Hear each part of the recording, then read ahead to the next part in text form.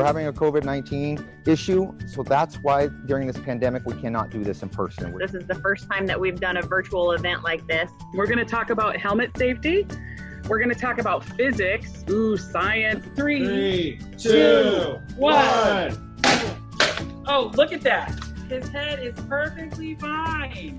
Get everything I need for daily use to keep everybody safe. You got handcuffs? I do have handcuffs. Yes. Perfect. When's the last time you used them? Today, earlier today. All right. Side of the vehicle is pretty similar to any other SUV. The only difference is right in the middle, right here. Deputy Creswell's going to be here for another couple of minutes, so if you have any questions, write them in. We have 3 great groups lined up for us today. Hope you guys all got these. These are the Kids Safety Academy glasses that were put in your guys' pamphlet. We already have our first question this morning. So Sergeant Danny, can you let us all know what's the difference between a sheriff's deputy and a police officer? That's a really good question. I actually get that a lot. All right, lift directly up. Then what I want you to do, take your pencil very gently on the side, just gently roll over a little bit. Great, we got one right there. Where's my pencil at?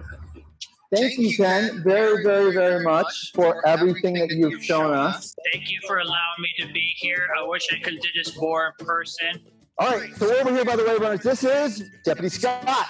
We have wave runners because they're a great tool for us to use out at Hagley. It's really, really important that as you guys are out on the water, that you wear your life jackets at all times.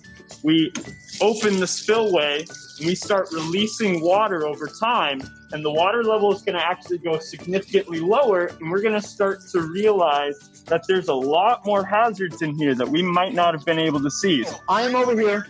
I've got a couple deputies with me. We'll have them introduce themselves. We got Deputy Wellhauser and Deputy Demmer. So Caden asked, what does it mean when you say your wings go upside down? Oh.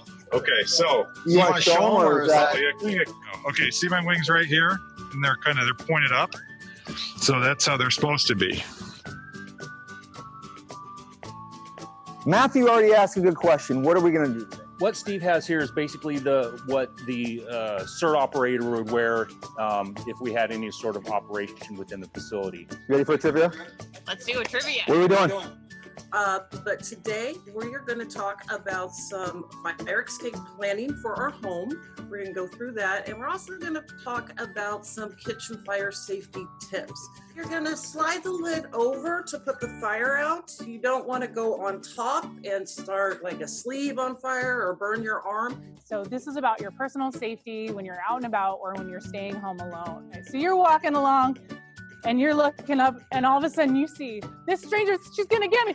No, no! Riding in the back of your car is the safest place to be, not the front seat. I'm glad you guys all joined us. Day 4. 17 of you guys, so 37% think that, yes, this guy sounds pretty cool. Now, Brian, let's see who Jace really is. Uh-oh. I supervise this guy mostly down. I supervise the canine team, and obviously I'm also a canine handler. This is his favorite toy. This is actually the reason he does everything he does, is because he wants to have this. He wants to have this toy and he wants to chew on it. So the training never stops right up until the day that he retires. Does it look familiar? A little different today. We are in our studio. This is what we call our green screen room. We couldn't be outside because it's raining. Right here, you guys can't see. Actually, Brian, can you show them what this originally looks like? Oh, there it is. So this is what the room actually looks like. This is a big green screen behind us. We're able to project any image. I think we're about time. We're going to kick it over to Andy at Health and Human Services, and he's going to talk about drug and alcohol. All right, thank you. Can you all hear me? And I'm going to tell you right up front, you guys, that my messaging is different. I don't tell people not to use drugs. I don't tell people not to do that stuff. What I do is I give you information, and then what you do with it, that's up to you. What if somebody took something from you? What if there's a suspect, a person that you took something, ran away? Are you going to be able to tell what he looked like? Are you going to be able to tell different stuff about that person? So look at them. Think about as much stuff as you can possibly think about that person, and so that you could go, oh, what happened? Oh my goodness, somebody took my purse. What am I going to do? I'm going to have to call 911. Explain to everybody how the core values will help guide them be better leaders. Absolutely. I'm going to step over here so you can do your thing. Okay. Thank you, Danny. Hi, everybody. Thank you for joining us this week. My name is Pat, and as Sergeant DiPietro said, I'm your sheriff. And one of the great things about my job is I get to work with all of the deputies and the other people that you met this week at the Safety Academy. So thank you again for joining us this week. Look, we want to support you, and you are leaders in your community, in your schools, in your families, armed with the knowledge that you have learned this week. And so how do we go about that?